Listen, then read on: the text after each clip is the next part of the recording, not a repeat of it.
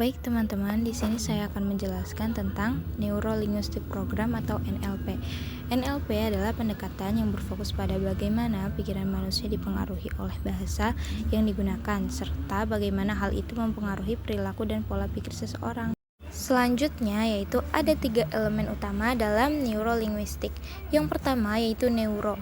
Neuro mengacu pada otak dan sistem saraf yang memproses pengalaman sensori kita. Yang kedua ada linguistik yang mengacu pada bahasa yang kita gunakan untuk mengekspresikan pikiran, perasaan, dan pengalaman kita. Lalu yang ketiga ada programming, mengacu pada pola atau program perilaku yang kita ikuti dalam kehidupan sehari-hari. Selanjutnya yaitu mengenai konsep dasar NLP atau Neuro-Linguistic Programming. Teori dan konsep kedua kajian yang menyusun neurolinguistik saling melengkapi. Teori dan konsep neurologi memberikan proses perilaku manusia di otak, sedangkan teori dan konsep neurolinguistik itu dapat memberikan pemahaman linguistik. Akhirnya menghasilkan proses perilaku berbahasa manusia, pemilihan bunyi, kata, produksi kalimat, dan pembentukan wacana merupakan proses neurolinguistik yang cukup sulit. Proses berbahasa dalam otak dibagi menjadi 3. Yang pertama, proses produksi ujaran ialah struktur dasar secara umum dalam area Wernicke dan dikirim ke area Brocahutuken coding, merubah pesan menjadi pasangan simbol bermakna.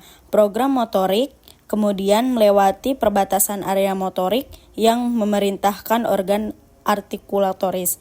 Yang kedua, proses membaca keras ialah bentuk tulisan diterima oleh konteks visual kemudian ditransmisikan lewat girusan gularis ke area Wernicke dan diasosiasikan dengan gambaran auditoris. Yang ketiga, proses pemahaman ujaran, yaitu tanda-tanda diterima di konteks auditoris dari telinga dan kemudian ditransmisikan melintasi area Wernicke yang akan diterjemahkan.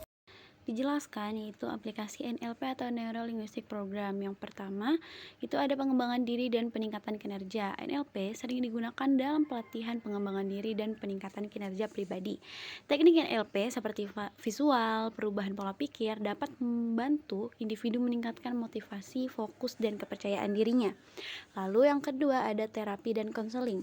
NLP juga telah diterapkan dalam konteks terapi, terutama dalam membantu individu mengatasi fobia, kecemasan, trauma, dan masalah perilaku lainnya.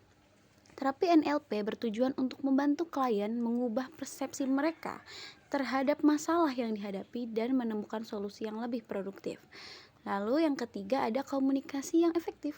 NLP menawarkan berbagai teknik untuk meningkatkan kemampuan komunikasi, baik dalam konteks pribadi maupun profesional. Lalu ada poin yang keempat yaitu dalam bidang pendidikan dan pembelajaran. Di bidang pendidikan, NLP digunakan untuk membantu siswa mengembangkan pola belajar yang lebih efektif.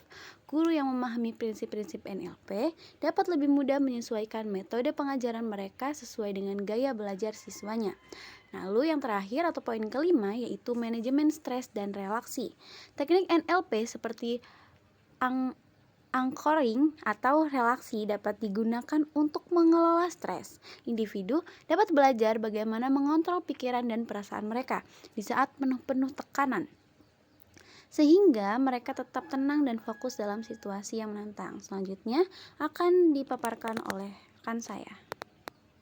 Kesimpulan, Neuro-Linguistic Program NLP merupakan pendekatan yang menyatukan ilmu tentang otak, bahasa, dan perilaku dalam suatu kerangka kerja yang dapat diterapkan dalam berbagai bidang kehidupan. Konsep-konsep dasar NLP seperti peta bukanlah wilayahnya dan flexibility leads to success, memberikan panduan bagi individu untuk lebih memahami diri sendiri dan orang lain. Dengan aplikasinya yang luas dari terapi hingga peningkatan kinerja NLP menjadi alat yang sangat berguna untuk pengembangan potensi manusia secara maksimal.